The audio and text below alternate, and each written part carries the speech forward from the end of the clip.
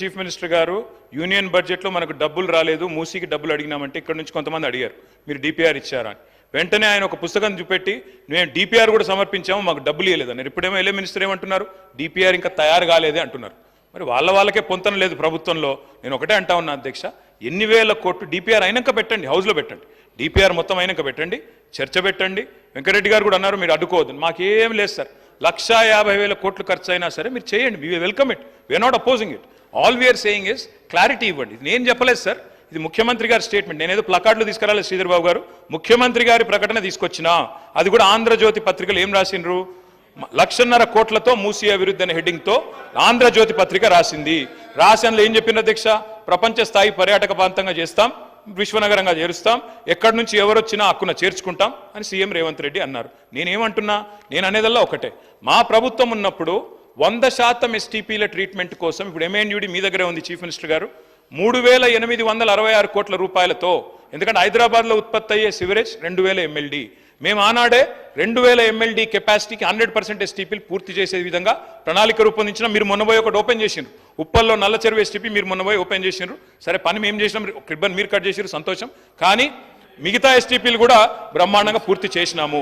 నేను ముఖ్యమంత్రి గారిని అడిగేది ఒకటే, మరి ఎస్టీపీలు 100% అయిపోయిన తర్వాత అంచనా ఖర్చులు ఈ రకంగా పెరుగుతున్నాయంటే నేను వారిని ఒకటే అంటా ఉన్నా. ప్రభుత్వం రిపీటెడ్గా అంటది అధ్యక్ష, ఏమంటారు అధ్యక్ష వీళ్ళు, కాళేశ్వరం ప్రాజెక్టు 1,00,000 కోట్లు ఏటీఎం అయిపోయింది అని మాట్లాడతారు అధ్యక్ష. గల్లీ నుంచి ఢిల్లీ దాకా ఒకటే లొల్లి అధ్యక్ష. నేను వారిని అడుగుతున్నా అధ్యక్ష, మరి 18 లక్షల ఎకరాలకు నీళ్ళిచ్చే కాళేశ్వరం మీద 94,000 కోట్లు ఖర్చు పెడితే గగ్గోలు.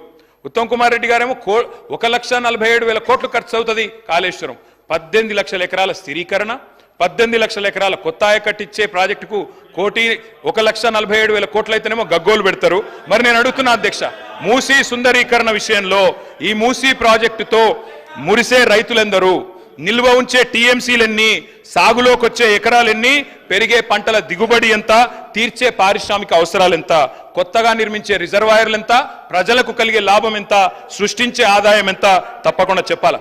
ముఖ్యమంత్రి గారు పాలమూరు బిడ్డ అని చెప్తారు అధ్యక్ష. వారు నేను అడుగుతా ఉన్నా, పాలమూరులో మొత్తం రిజర్వాయర్లు మేము కట్టినాం, వట్టెము కరివేనా మొత్తంగా ఉద్దండాపూర్ దాకా అన్ని రిజర్వాయర్లు కంప్లీట్ చేసినాం. ఒక పంప్ ఆన్ చేసిన 31 పంపుల్లో. ముఖ్యమంత్రి గారు నేను అడుగుతున్నా, చివరి దశలో ఉన్న ప్రాజెక్టును కోల్డ్ స్టోరేజ్ లో పెట్టకండి, ముందుకు 5 minutes లో కంక్లూడ్ చేస్తాను, వాళ్ళు డిస్టర్బ్ చేస్తున్నారు సార్. అధ్యక్ష నేను అడిగేది ఒకటే, చివరి దశలో ఉన్న ప్రాజెక్టును పక్కకు పెట్టి కోల్డ్ స్టోరేజ్ లో పెట్టి పాలమూరు బిడ్డలకు అన్యాయం చేయకండి. లండన్ చేస్తారా, న్యూయార్క్ చేస్తారా, థీమ్ పార్క్ చేస్తారా, థేమ్స్ చేస్తారా, మీ ఇష్టం. కానీ దాని వెనుకున్న థీమ్ ఏందో, బ్యాక్గ్రౌండ్ లో జరుగుతున్నది ఏందో తెలంగాణ సమాజం గమనిస్తున్నదనే విషయం మర్చిపోకండి. అధ్యక్ష మూసీతో పాటు మానేరు రివర్ ఫ్రంట్ కరీంనగర్లో 60% పనులు పూర్తయినాయి, దాన్ని కూడా దయచేసి కంప్లీట్ చేయాలని చెప్పి గౌరవ ముఖ్యమంత్రి కోరుతా ఉన్నా. కరీంనగర్ జిల్లాకు మంచి మేలు జరుగుతుంది శ్రీధర్ బాబు గారు, మీరు కూడా అక్కడి మంత్రి దయచేసి ఇన్వాల్వ్ కావాలని కోరుతా ఉన్నా. అధ్యక్ష కేంద్రం నుండి నిన్న మా సర్పంచులు వచ్చినారు సార్, మా సిరిసిల్ల సర్పంచులు అందరూ వచ్చినారు, సిరిసిల్ల జిల్లా వేములవాడ నుంచి, అదేవిధంగా మా సిరిసిల్ల నుంచి. ఇప్పుడు కొత్త సర్పంచులు వచ్చే లోపల పాత సర్పంచులకు ఏవైతే బకాయిలు ఉన్నాయో దయచేసి క్లియర్ చేయండి, లేకపోతే మీకు నష్టం మాకు నష్టం. ఎందుకంటే అందులో మీ సర్పంచులు ఉన్నారు, మా సర్పంచులు ఉన్నారు. కొత్త సర్పంచులు వచ్చే లోపల పాత బకాయిలు ఎందుకంటున్నా అంటే, కేంద్రం నుంచి 800 కోట్లు వచ్చినాయి, వాటిని రిలీజ్ చేయండి. Concluding sir, I'm concluding sir. NHM నిధులు 800 కోట్లు వచ్చినాయి, వాటిని కూడా రిలీజ్ చేయండి. మీరు మాట ఇచ్చిన విధంగా ఎల్ఆర్ఎస్ 25 లక్షల మందికి ఉచితంగా అమలు చేయండి. అదేవిధంగా అధ్యక్ష మేము కలిసి వస్తాం, ప్రభుత్వంతో మీరు ఇచ్చిన మాట నిలబెట్టుకోండి, తప్పకుండా కలిసి వస్తాం. మంచి పథకాలు కొనసాగించండి, కేసీఆర్ కిట్లు కొనసాగించండి, పేరు మార్చండి, బతుకమ్మ చీర పేరు మార్చండి, క్వాలిటీ పెంచండి, కొనసాగించండి. పిల్లలకు బ్రేక్ఫాస్ట్ స్కీమ్ తెచ్చాం స్కూల్స్లో, సబితకనిన చాలా డీటెయిల్గా చెప్పారు. బ్రేక్ఫాస్ట్ స్కీమ్ కొనసాగించండి, మిడ్ డే మీల్ బకాయిలు ఉంటే అవి కూడా ఇవ్వండి. తప్పకుండా నేను మిమ్మల్ని అందరినీ కూడా ముగించే ముందు డాక్టర్ వివేక్ వెంకటస్వామి గారు ప్లీజ్, చాలా టైం అయిపోయింది. ఐ రిక్వెస్ట్ యూ సార్, ఎన్నికలకు 6 నెలల ముందు రాజకీయాలు చేద్దాం. మీరు అన్నారు ముఖ్యమంత్రి గారు, వి వెల్కమ్ ఇట్. మిగతా 4.5 ఏళ్ళు నిర్మాణాత్మక ప్రతిపక్షంగా మా పని మేము చేస్తాం. ప్రజలు మీకు అధికారం ఇచ్చారు, చిన్న వయసులో మంచి చేయండి, ప్రజాస్వామ్యంలో ప్రజలకు సేవ చేసే అదృష్టం మీకు కలిగింది, తప్పకుండా we will support you sir. కానీ దయచేసి మేము మా పార్టీ తరఫున ముగించే ముందు చేసే విజ్ఞప్తల్లా ఒకటి, మా మీద కోపం ఉంటే మమ్మల్ని తిట్టండి, కానీ తెలంగాణ కోసం దయచేసి కలిసిమెలిసి కలబడి నిలబడి పోరాడిన పార్టీని అవమానించకండి, ఉద్యమంలో ఉదయించిన మా పార్టీని అవమానించకండి. కొట్లాట అనేది మా డిఎన్ఏలో ఉంది. తప్పకుండా కొట్లాడతాం ప్రజల పక్షాన. ప్రధాన ప్రతిపక్షంగా మీరిచ్చిన ఒక్క మాట కూడా ఎక్కడ మోసం జరిగినా తెలంగాణ ప్రజలకు మౌనం వహించం, సహించం, భరించం. ప్రాంతం వాడు మోసం చేస్తే ఈ ప్రాంతంలోనే పాత్ర పెడతామన్న కాళోజీ మాటలు వారికి గుర్తు చేస్తూ జై తెలంగాణ. డాక్టర్ వివేక్ వెంకటస్వామి గారు. గౌరవ ముఖ్యమంత్రి గారు. ఒక్క నిమిషం. ఎంతసేపు మాట్లాడినా రామారావు గారు మేము కలిసి వస్తాం, ప్రభుత్వానికి సహకరిస్తాం అని పదే పదే చెప్తున్నాడు. నేను వారికి ఒకటే సూచన చేస్తున్నా, మీరు కలిసి వస్తారా లేదా అనేది, అన్నం ఉడికిందా లేదా అనేది ఒక మెతుకుని బట్టి చూస్తే తెలుస్తుంది. ప్రతిపక్ష నాయకుడు సభలకే రాడు, వీళ్ళు కలిసి వస్తారని చెప్తే నమ్మేది ఎవరు అధ్యక్ష? నేను అందుకే వారికి సూచన చేస్తున్నా, వెనకాల ఉండే అక్కలు ఇక్కడ ఉండి చెప్పి ఇక్కడ ముంచి అక్కడికి తేలినరు. ఆ అక్కల మాటలు విన్నాడు అనుకో జూబ్లీ బస్ స్టాండ్లో కూర్చోవాల్సి వస్తుంది అధ్యక్ష. అందుకే అధ్యక్ష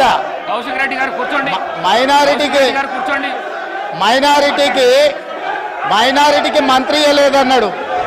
2014 నుంచి 2019 వరకు ఒక్క మహిళకు కూడా మంత్రి పదవి ఇవ్వలేదు అధ్యక్ష.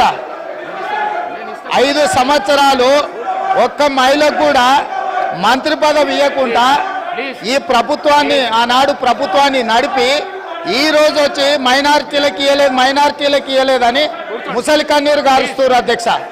కాబట్టి దయచేసి అన్ని విషయాలు మాకు తెలుసు, సహకరించేది ఉంటే ప్రతిపక్ష నాయకుడిని వచ్చి సభలో కూర్చోమని చెప్పుంది అధ్యక్ష.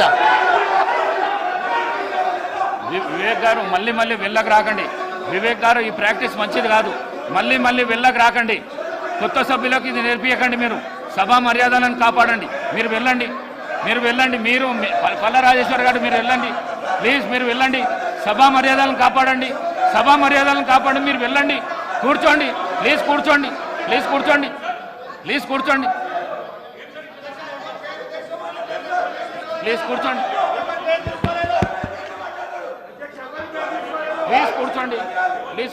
నేను గౌరవ ప్రతిపక్ష శాసనసభ్యులు అందరికీ కోరుతా ఉన్నాను. గౌరవ ముఖ్యమంత్రి గారు మాట్లాడుతూ ఉన్న సందర్భంలో ఎవరు పేరు తీయలే అధ్యక్ష, ఎవరు గౌరవ సభ్యుల పేర్లు తీయలే. మీ వెనకాల ఉన్న కొంతమంది అని చెప్తే సభ బయట కూడా ఉండొచ్చు. రాజకీయ పార్టీ పరంగా ఉన్న చాలా మంది వ్యక్తులు ఉంటారు, వారందరినీ కూడా నమ్ముకోవద్దని ఒక సూచన ఇచ్చిండ్రు, సలహా ఇచ్చిండ్రు. ఎందుకు సార్ పాపం వాళ్ళని రెచ్చగొడతా ఉన్నారు. వాళ్ళ పేర్లే తీయాలి, వాళ్ళని కావాలని రెచ్చగొట్టి ఈరోజు మంచిగా నడుస్తా ఉన్న సభని వారి గురించి మాట్లాడలేదే, వారి పేర్లు తీయలేదే. వాళ్ళ పేర్లు తీసిన అధ్యక్ష, ఇప్పుడు వాళ్ళ పేర్లు తీసిండ్రా సార్? మేము అడుగుతా ఉన్నాం, వాళ్ళ పేర్లు తీసిండ్రా? ముఖ్యమంత్రి గారు వారి పేర్లు తీసిండ్రా? ఎవరు పేర్లను ఉద్దేశించి మాట్లాడలేదు. వారి పట్ల మాకు కానీ మా ముఖ్యమంత్రి గారు కానీ గౌరవం ఉంది, వారి గురించి మాట్లాడలేదు. ఎందుకు సార్? లేని అంశాన్ని కూడా ఈరోజు గందరగోళం సృష్టించాలి, రేపు పొద్దున పేపర్లో పడాలనే ఉద్దేశం తప్ప ఈరోజు ఎందుకంటే మరి ఇప్పటి వరకు కూడా మాట్లాడిన మరి కేటీఆర్ గారు అనేక అంశాల విషయం మాట్లాడాం. మేము చాలా సమన్వయంతో విన్నాం. ఈరోజు ముఖ్యమంత్రి గారు ఏమన్నారు? సలహా ఇచ్చిండ్రు, సూచనలు ఇచ్చిండ్రు. వారిని అనలే కదా, వారి పట్ల మాకు గౌరవం ఉంది. దాని వారి పేరు తీసింది కదా. ఎవరి పట్ల? అందరి పట్ల మాకు గౌరవం ఉంది, అందరు సభ్యుల పట్ల గౌరవం ఉంది. ఎవరు పేరు తీయలే అధ్యక్ష. దయచేసి మా కాంగ్రెస్ పార్టీ శాసనసభ్యులు కూడా డాక్టర్ వివేక్ గారు కూడా మాట్లాడేది ఉంది, బీజేపీ వారు మాట్లాడేది ఉంది, ఎంఐఎం వారు మాట్లాడేది ఉంది, సిపిఐ వారు మాట్లాడేది ఉంది. అందరి సమయం కూడా వారే ఉపయోగించుకోవాలని ప్రయత్నం చేస్తా ఉన్నారు అధ్యక్ష. దయచేసి ఇప్పటికైనా ఈ రాజకీయం మానుకోవాలని మేము కోరుతా ఉన్నాం.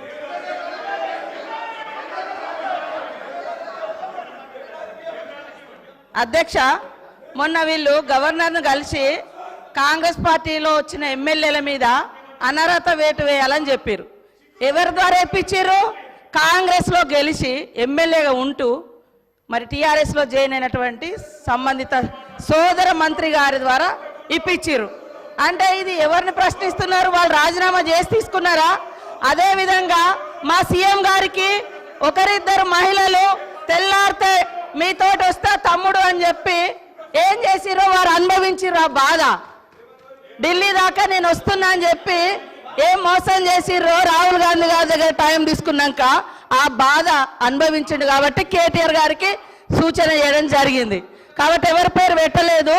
మీరు మొన్న గవర్నర్ దగ్గర పోయేటప్పుడు మీరు మెమోరాండం ఇచ్చేటప్పుడు మా పార్టీలో వచ్చినటువంటి వాళ్ళ మీద అనర్హత వేటు వేయండి అని ఇచ్చినప్పుడు ఎవరిచ్చారు? సబితమ్మతో ఇప్పించారు.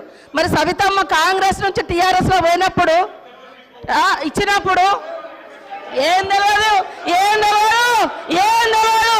ఒక్కొక్కరిని నువ్వు జాయిన్ చేసుకున్నప్పుడు గొప్ప, మీరు జాయిన్ చేసుకుంటే గొప్ప. ఏం తెలుసు నీ దురహంకారం బంద్ చేసుకో కేటీఆర్. ఏం తెలియదు, ఏం తెలియదు అంటున్నా. అడుగు మరి అడుగు. ఏందో మీరు అందరు జాయిన్ చేసుకోలే, మీరు అందరు జాయిన్ చేసుకోలే. వాళ్ళు జాయిన్ చేసుకుంటే గొప్పట, మళ్ళీ వాళ్ళతో మెమోరాండాలు ఇప్పిస్తారు వీళ్ళు. మైక్ ఇస్తాను. కౌశిక్ రెడ్డి గారు మీరు కూర్చోండి. కౌశిక్ రెడ్డి గారు మీరు కూర్చోండి.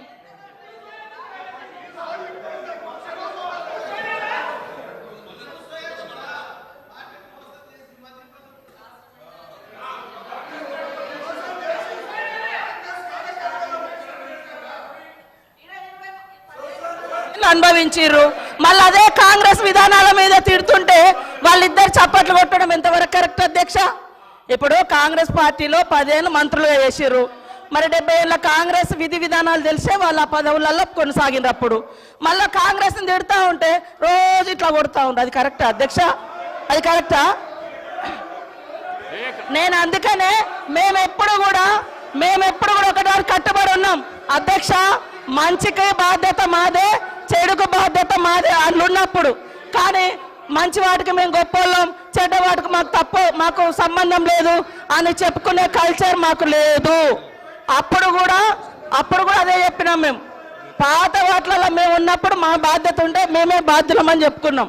కానీ మీ లెక్క తిడతా అంటే చప్పట్లు కొట్టే సంస్కారం మాకు లేదు అధ్యక్ష. కూర్చోండి please please please please. Srinivas గారు, రామచంద్ర నాయక్ గారు ప్లీజ్.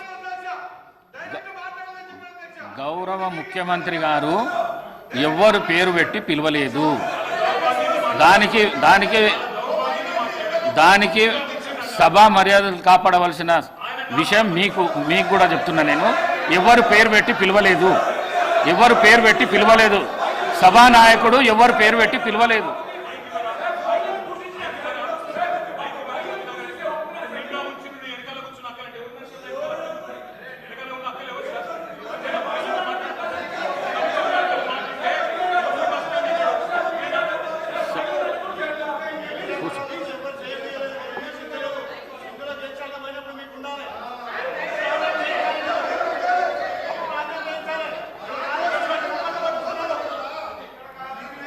శ్రీమతి సబితా ఇంద్రారెడ్డి.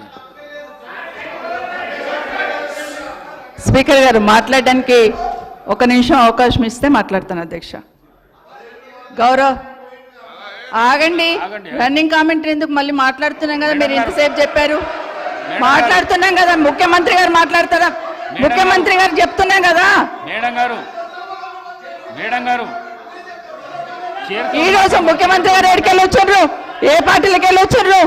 ఏ పార్టీలో చేరిండ్రు? మేడం గారు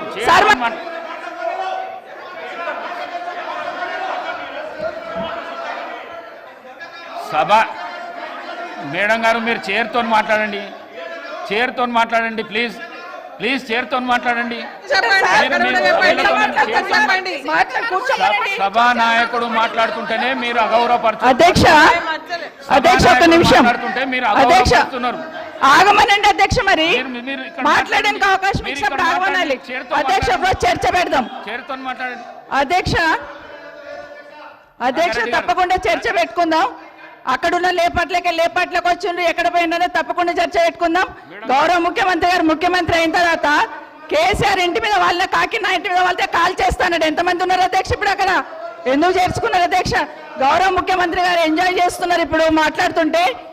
గుండె మీద చేసుకొని చెప్పాలి అధ్యక్ష. ముఖ్యమంత్రి గారు కూడా ఆ రోజు నేను అక్కగానే ఆశీర్వదించిన, ఆ రోజు పార్టీలోకి వస్తున్నప్పుడు ఒక అక్కగా ఆశీర్వదించిన, బాబు నువ్వు చాలా పెద్దగా ఎదుగుతావు, ఈ రాష్ట్రానికి ముఖ్యమంత్రి అవుతావు, రాయి పార్టీలకని ఆహ్వానించిన నేను. ఈ రోజు మరి నన్నెందుకు కక్ష తీర్చుకుంటున్నాడు నాకు అర్థమైతలేదు. ప్రతిసారి ప్రతి అసెంబ్లీలో ఒక్క నిమిషం ఆగండి చెప్పనియండి. ఒక ఆడబిడ్డ బాధ అవుతుంటే వినే స్థితిలో లేరా మీరు? ఎందుకు నన్ను టార్గెట్ చేసిండు? మాట్లాడి చెప్పండి అధ్యక్ష, ముందు కంట్రోల్లో పెట్టండి అధ్యక్ష. ముఖ్యమంత్రి గారు ఒక మాట అన్నారు కేటీఆర్ గారిని, నీ వెనక కూర్చున్న అక్కలను నమ్ముకోవద్దు, మోసం చేస్తున్నాడు. ఏం మోసం చేసినాం అధ్యక్ష? ఏం ముంచినాం అధ్యక్ష? ఈయనను ముంచినాం అధ్యక్ష. ఈయనను బతిన్లాడి పార్టీలోకి రా తమ్ముడు అని చెప్పి, నువ్వు వస్తే భవిష్యత్తులో ఈ పార్టీకి నువ్వు ఆశాకిరణం అవుతావు అని చెప్పి పార్టీలకు ఆహ్వానించిన లేదా గుండె మీద చేసుకొని చెప్పమనండి అధ్యక్ష. ఎందుకు టార్గెట్ చేస్తున్నావు? ఏం మోసం చేశాం? ఇప్పుడు కాదు అధ్యక్ష, ఎలక్షన్లు వచ్చినప్పుడు కూడా నా కాన్ఫిడెన్స్ అట్లేగా అధ్యక్ష. సభదాకా పొద్దున ఒక మాట మాట్లాడుతుంది, ఏం మాట్లాడినాం? పొద్దున ఒక మాట, రాత్రి ఒక మాట. ఎవరిని అవమానిస్తున్నావు ఒక్కసారి ఆలోచించండి ముఖ్యమంత్రి గారు. ఎందుకు అవమానిస్తున్నావు? ఎందుకు కక్ష? ప్రతిసారి టార్గెట్ చేస్తున్నావు. ఈరోజు ఏం మోసం చేసినాం? మేము ఆడబిడ్డలం, విత్డ్రా చేసుకోవాలి అధ్యక్ష.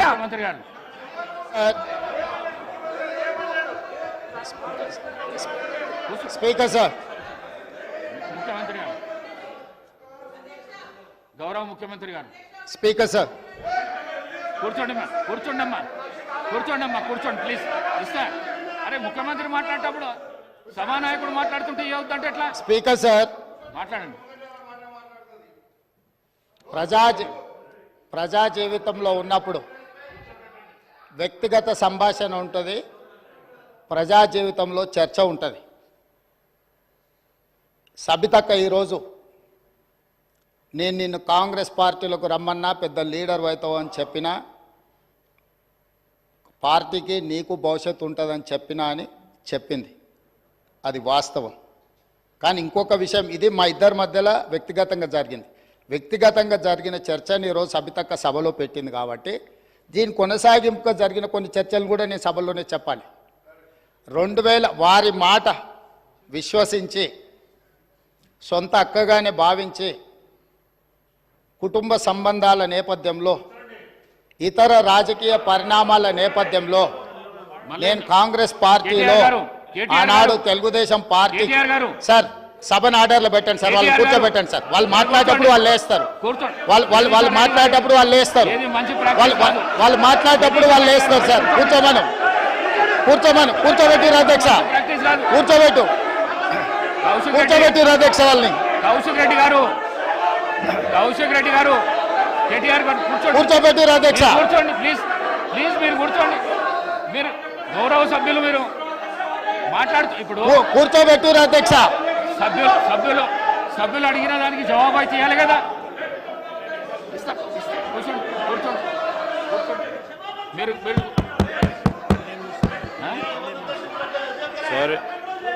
సార్ సభానాయకులు మాట్లాడుతూ ఉన్నప్పుడు కనీస గౌరవం అధ్యక్ష లేదు. కూర్చోవాలి, హౌస్ ఆర్డర్లో ఉండాలి.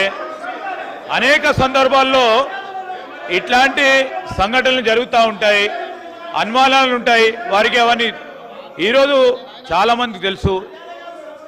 సభానాయకులు when is on the legs,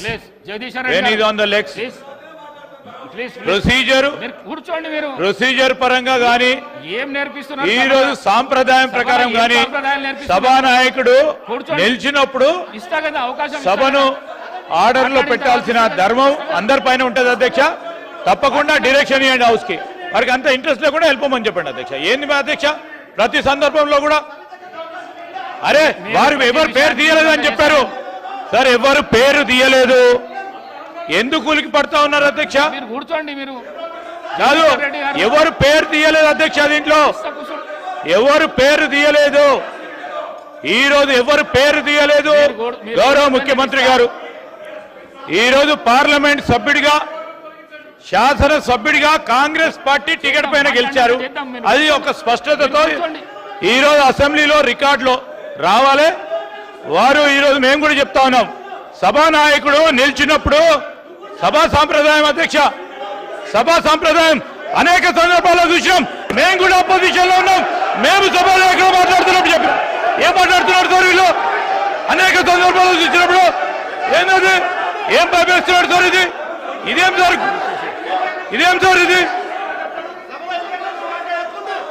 అరే ఏం మాట్లాడతారు సార్? లెజిస్లేటివ్ మంత్రిగా నాకు పూర్తి స్థాయిలో నాకున్న ప్రివిలేజ్ ను కూడా వారు ప్రశ్నిస్తా ఉన్నారు అధ్యక్ష. ఏం మాట్లాడుతున్నారు? నేను అప్పీల్ చేస్తా ఉన్నాం. సభానాయకుడు మాట్లాడుతూ ఉన్నప్పుడు రెచ్చగొట్టే విధంగా రెచ్చగొట్టే విధంగా ఈరోజు మేము చెప్తా ఉన్నాం అధ్యక్ష. సభానాయకుడు నిల్చొని మాట్లాడుతూ ఉన్నప్పుడు, ముఖ్యమంత్రి గారు మాట్లాడుతూ ఉన్నప్పుడు హౌస్ ఆర్డర్ లో ఉండాల్సిందే, కేటీఆర్ గారు హౌస్ ఆర్డర్ లో ఉండాల్సిందే అధ్యక్ష. కొత్త సాంప్రదాయాన్ని సృష్టిస్తే తప్పకుండా మేము కూడా రెజల్యూషన్ మూవ్ చేస్తాం. దానిపైన కార్యక్రమాన్ని మొదలుపెట్టాం. స్పీకర్ సార్, 2018 శాసనసభ ఎన్నికల్లో కూర్చోండి రాజశేఖర రెడ్డి గారు, నేను కొడంగల్ శాసనసభలో ఓడిపోయిన తర్వాత కూర్చోండి. 2019 పార్లమెంట్ ఎన్నికలు వచ్చినప్పుడు కాంగ్రెస్ పార్టీ నన్ను పార్లమెంట్ పోటీ చేయమని అన్నప్పుడు ఇదే సబితక్క ఇంటికి వెళ్ళి ఇదే సబితక్క నన్ను పిలిచి నువ్వు మల్కాజ్గిరి పార్లమెంట్ లో పోటీ చేయి, ఎన్నికల్లో నీకు అండగా నిలబడతా అని నాకు మాట ఇచ్చి పార్టీ నన్ను ఎంపీగా డిక్లేర్ చేసిన మరుక్షణం టిఆర్ఎస్ తో మాట్లాడుకొని పోయి టిఆర్ఎస్ లో చేరింది అధ్యక్ష. తమ్ముడుగా నన్ను పిలిచి మల్కాజ్గిరి పార్లమెంట్ లో ఎన్నికల్లో పోటీ చేయమని నన్ను ప్రోత్సహించి పార్టీ నన్ను ఎన్నికల్లో అభ్యర్థిగా నిర్ణయించిన తర్వాత కేసీఆర్ మాటలకు అధికారం కోసం కాంగ్రెస్ ను వదిలి టిఆర్ఎస్ పార్టీలో చేరి మంత్రి పదవి పొంది తమ్ముని మోసం చేసింది కాబట్టి ఈ రోజు నమ్మొద్దు అని కేటీఆర్ కి చెప్పిన అధ్యక్ష. ఇది నిజమా కాదా సబితక్కను గుండె మీద చేసుకొని చెప్పమని నన్ను మల్కాజ్గిరిలో పోటీ చేయి కాంగ్రెస్ నుంచి, నీ ఎన్నికల్లో నేను గెలిపించే బాధ్యత తీసుకుంటాను నాకు చెప్పి నేను ఎన్నికల్లో నిలబడడం డిక్లేర్ అయిన తర్వాత కాంగ్రెస్ ను వదిలేసి టిఆర్ఎస్ లో చేరి మంత్రి పదవి పొంది ఈ రోజు వచ్చి మాకు నీతులు చెప్తే మేమేమన్నా అమాయకులమా అధ్యక్ష? కాబట్టి ఇవన్నీ చర్చలు. ఈ రోజు నేను ఏ మాత్రం కూడా వాళ్ళ పేరు తీసుకోకపోయినా మీరు వారికి అవకాశం ఇచ్చిండ్రు. మీరు అవకాశం ఇచ్చినందుకు నేను అభ్యంతరం చెప్పలేదు. ఇంకేమైనా చర్చ ఉంటే ఇప్పుడు కొత్త గవర్నర్ గారు వస్తున్నారు, ఎయిర్పోర్ట్ కి వెళ్తున్న గవర్నర్ గారిని రిసీవ్ చేసుకోవడానికి మళ్ళీ వెనక్కి వచ్చి అన్ని వివరాలు నేను అన్నిటికీ సమాధానం చెప్తా. మా డిప్యూటీ చీఫ్ మినిస్టర్ గారు అప్పటి వరకు సభ నడుపుతారు. కొత్త గవర్నర్ గారిని రిసీవ్ చేసుకొని రాజ్భవన్ విడిచిపెట్టి మళ్ళీ సభలోకి వస్తా అధ్యక్ష. అందరికీ కలిపి సమాధానం చెప్తా అధ్యక్ష. ధన్యవాదాలు అధ్యక్ష.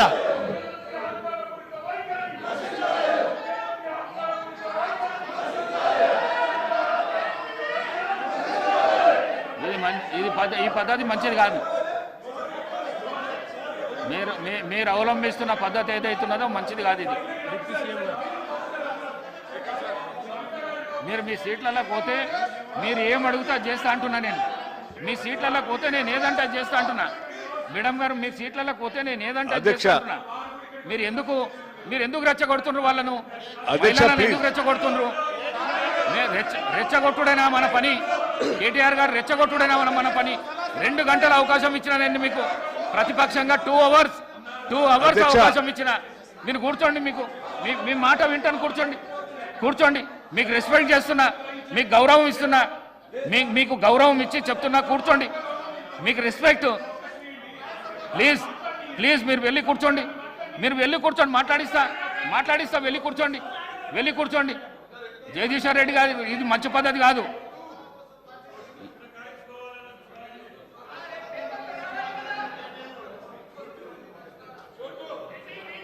జగదీశ్వర్ రెడ్డి గారు కూర్చోండి మీ ప్లేస్లో.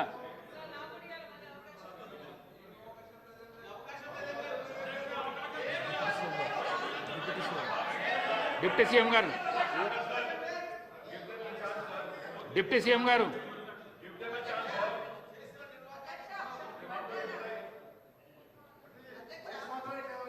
డిప్యూటీ సీఎం గారు మాట్లాడినాక మేడం గారు మీకు ఇష్టం మీరు కూర్చోండి. అధ్యక్ష మీరు కూర్చోండి. 1 minute మాట్లాడతా కూర్చోండి. ఓపిక లేకపోతే ఎట్లా? ఓపిక లేకపోతే ఎట్లా? అధ్యక్ష 2 గంటలు మీరు 2 గంటలు కూర్చున్నారు. సభని 2 hours మీరు ఏం చెప్తే అది వినుకుంటా ఈ కూర్చున్నారు. రకంగా నిన్నటి నుంచి చూస్తున్నాం అధ్యక్ష. అప్రాపరేషన్ బిల్లుతో కావాలని సంబంధం లేకుండా కూర్చున్నారు. బుల్డోజ్ చేసి మీ ఇష్టం వచ్చినట్టు డిక్టేట్ చేస్తా అంటే అది కరెక్ట్ కాదు అధ్యక్ష. I'm appealing them please. A appeal చేస్తున్నాడు? నేను అప్పీల్ చేస్తాను, దయచేసి కూర్చోండి. ఏమంటలేడు? అప్పీల్ చేస్తున్నాడు. కూర్చోండి. నేను మాట్లాడిన తర్వాత కావాలంటే మళ్ళీ సబితా రెడ్డి గారికో వారికో మైక్ ఇద్దరు గారు దయచేసి కూర్చోవాలండి అధ్యక్ష. అధ్యక్ష please, I'm appealing them please, దయచేసి కూర్చోండి. ఇక్కడ ఏం అన్యాయం లేదు, దయచేసి కూర్చోండి అధ్యక్ష. ఇస్తా అంటున్నా అధ్యక్ష, కేటీఆర్ ప్లీజ్. గారు నేను ఇస్తా, సబితా ఇంద్రారెడ్డి గారికి ఇస్తా, నేను మైక్ ఇస్తా, కూర్చోండి. నేను మైక్ ఇస్తా, కూర్చోండి. అధ్యక్ష కూర్చోండి. అధ్యక్ష ఇది కరెక్ట్ సాంప్రదాయం కాదు అధ్యక్ష. ఏదో రకంగా తొండిగా సభని మా ఇష్టం వచ్చినట్టు మేము అల్లరి చేస్తామంటే ఇది కరెక్ట్ కాదు అధ్యక్ష. దయచేసి నేను విజ్ఞప్తి చేస్తా ఉన్నాను, పదే విజ్ఞప్తి చేస్తున్నాను, దయచేసి కూర్చోండి అధ్యక్ష. దయచేసి ప్లీజ్ వారిని ఒక్క నిమిషం అధ్యక్ష దయచేసి కూర్చోండి. నేను మాట్లాడిన తర్వాత మళ్ళీ వారికి మైక్ ఇద్దరు కానీ. సార్ దయచేసి మీరు కూర్చోండి, నేను మాట్లాడిన తర్వాత. సార్ ప్లీజ్ 2 నిమిషం, 1 నిమిషం కూర్చోండి, దయచేసి కూర్చోండి దయచేసి కూర్చోండి అధ్యక్ష. ప్లీజ్ కూర్చోండి. అధ్యక్ష నేను సబితా ఇంద్రారెడ్డి గారు మాట్లాడింది చూశాను అధ్యక్ష. చాలా ఆవేదన భరితంగా బాధతో వారి సభలో మాట్లాడుతూ ఉంటే చూసి, సరే వారి బాధ ఏంటో ఒకసారి నేను కూడా మాట్లాడదామని వచ్చాను అధ్యక్ష.